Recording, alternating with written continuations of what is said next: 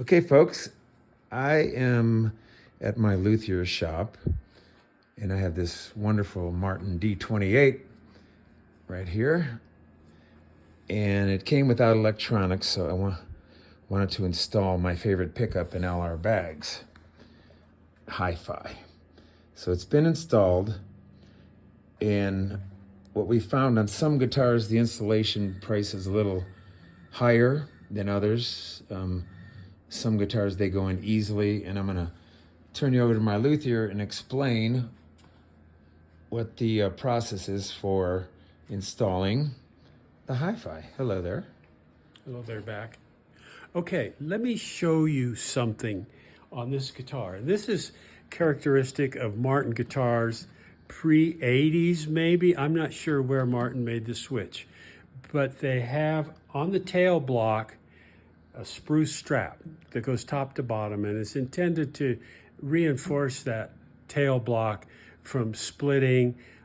Things that causes splitting is maybe the guitar just gets dropped. Sometimes if the guitar gets dropped on the end pin, which is wedged in to the tail block, it can split the tail block. So there's a strap on there that effectively makes that tail block thicker. Now let me just give you a little kind of a visual of kind of what that looks like. And this is not a tail block, this is something else. But the tail block inside looks kind of like this, and that spruce strap kind of looks like this, going top to bottom. So I don't know if we're going to be able to see anything with your phone camera, but I'm going to light up that tail block, and if you can get down there low enough with your lens, maybe you can see what I'm talking about down there. Okay, I'm back and we're there. Looking way down there at the very end. Can you even see down there with your phone? Well, it might not even be. Probably what's happening is your phone is focusing on something closer. Anyway, Okay. take my word for it.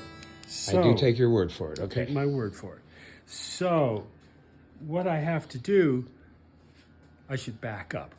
That creates a problem, and then it makes the tail block thicker, and the end pin jack doesn't have enough threads on it to lock in there. Okay. Okay, so I have to do something to eliminate material so that the end pin jack will even fit in there. So I'm going to show you what I use and what I do. I've got this locksmith bimetalloy hole saw kit. So what I do is I take this hole saw right here. Okay, can you see that? Here's the cutter. And after I've drilled the end pin out for the end pin jack, I go inside the guitar with this. I go inside and I feed this end out through my hole. This nylon bushing stays in the hole and acts as a guide, and I put my electric drill here. And I drill from the inside and cut that spruce strap. Okay. Okay? Yeah. So I remove maybe about 1/8 of an inch of material with that. My drill is here where my fingers are, and I set the drill in reverse because I'm coming from the opposite direction on this, so I have to cut with the drill in reverse. So I remove some material. Now what this does is it just cuts right here. And so what there is the hole is where this bushing is, and this gap you see in here is still a little ridge inside the guitar that needs to be removed. Okay, so then I take this drill chuck here with a 5/8 spade bit in it. Okay, are you getting that? Okay, got it. Okay, and I go inside the guitar through the sound hole with a socket on this bolt that I put in this drill chuck. So your sound hole is right at the end of this. Okay, We're right here. Okay. I go in through the sound hole, and I once again I take my my nylon bushing fits right over this, and it guides this. It keeps this centered. And I go into that hole, and this is the hard part. I just need to reach inside there, and I need to pressure this, turn. This is all happening cut. inside the hole with This the is strings all off. happening inside the guitar with the strings off to clean out that little ridge that's Right. left over from that previous hole saw that I used. Got it. So now I've created a flat space, recessed in a little bit so that that end pin jack will fit in there. Perfect. So that there's enough room for the threads on there to put the nut on the inside, the nut on the outside. The first time I did one of these was on a Martin D41. Got it. And okay. I was able to get maybe 2 threads on that inside nut. And the little cover over the preamp had no threads.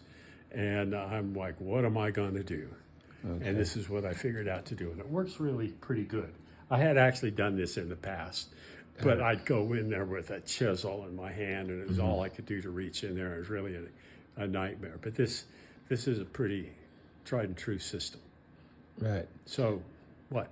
So basically, you know, on some of my other guitars that you have installed pickups, like the Martin 00028, we didn't have that problem. You didn't have that spruce strap in there. So That's something that Martin discontinued Yeah. in, I'm guessing, the 80s.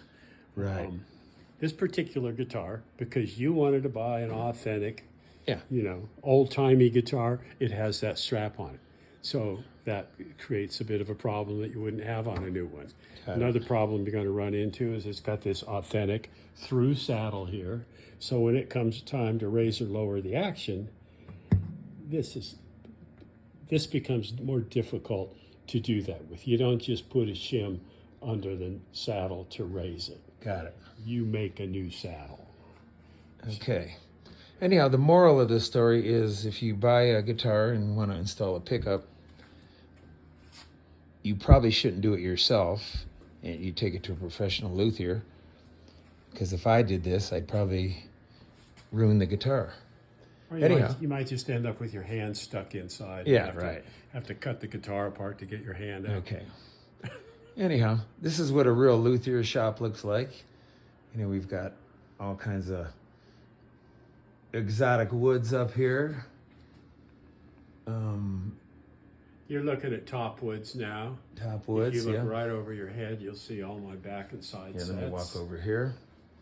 Get away from there. This gentleman here, he goes by the name of Sparky. He builds guitars, custom guitars that you probably wouldn't be able to buy from a name brand. These are, what does it take to build a guitar? A few months at least, huh? Yeah, 3-4 months. Okay. All right, well, hope you got something out of that. And please like and subscribe to my channel. And I'll try to keep all the videos coming, the guitar lessons and the Guitar Wars video where I compare guitars. And of course, my live performances. I'll see you next time.